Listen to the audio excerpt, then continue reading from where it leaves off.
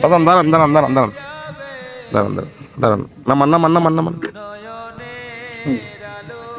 মিষ্টি আলু কয় কেজি আছে না মাপেন আমি নিমু মাপেন 2 কেজি 2 কেজি কয় কেজি লয়ে বাইরেছিলেন আজগা 10 কেজি 10 কেজি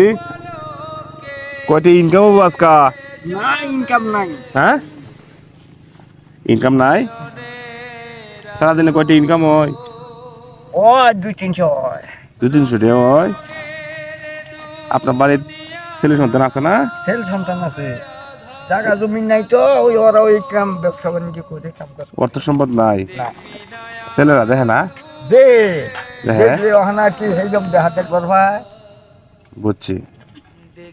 এনে কয় কেজি হয়েছে 2 কেজি আর কি আছে বুট আছে বুটগুলো মাপবেন আরে বুট আনগুন কয় কি করবে মাপবেন কয়টি হবে না দিন 10-20 টাকা যা দে হ্যাঁ আচ্ছা লন কয়টি হয়েছে দাম হয়েছে আপনার কয়টি দাম হয়েছে 120 টাকা 120 টাকা এই যে আপনার 120 টাকা এই 120 টাকা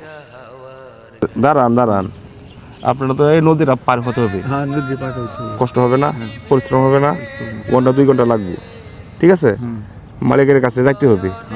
সবগুলা মাল কয়টি দেওয়া লাগবো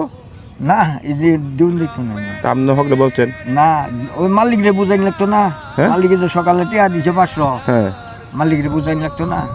এই মালিকরা বলবেন আমি মাল বেচাচ্ছি না না ও কথা বললে আর খাসা রাখবো হ্যাঁ খাসা থুয়ার দিত না তো মালিকরে বলবেন আমি মালগুলো বেচাচ্ছি বেচে আলো বলতে তাহলে খাসা অন্য খানো থৌগা আচ্ছা আমার বাসার থন দিত ঘরের কাছে রাখবা যেত না আর কি। এই যে ওনার মহাজনের কাছ থেকে 500 টাকা নিয়ে আর 2 টাকা কাঁচা নিয়ে সকাল থেকে বের হয় এই বৃদ্ধ চাচা সারাদিন ঘুরে এই মালগুলা আনছে 500 টাকা মালগুলা বিক্রি হবে মহাজনকে বুঝাইতে হবে এই মালগুলা আমার কাছে বিক্রি করতে পারতো 1500 টাকা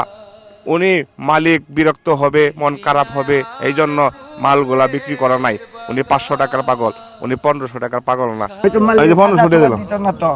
1500 টাকা দিলাম না না আলে শুনেন মালিক আজকে কইবেন এর মালগুলো বেচাচ্ছি হ্যাঁ ব্যস্ত না লই দিবি মুরব্বি মুরব্বি হ্যাঁ ব্যস্ত না এগুলা না যাবেন গা যাওগা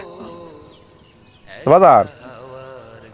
আপনি এগুলা যদি আমার কাছে বিক্রি নাও করেন হ্যাঁ আপনি বৃদ্ধ বয়সে আপনি এগুলা বিক্রি করেন হ্যাঁ 200-300 টাকা ইনকাম হবে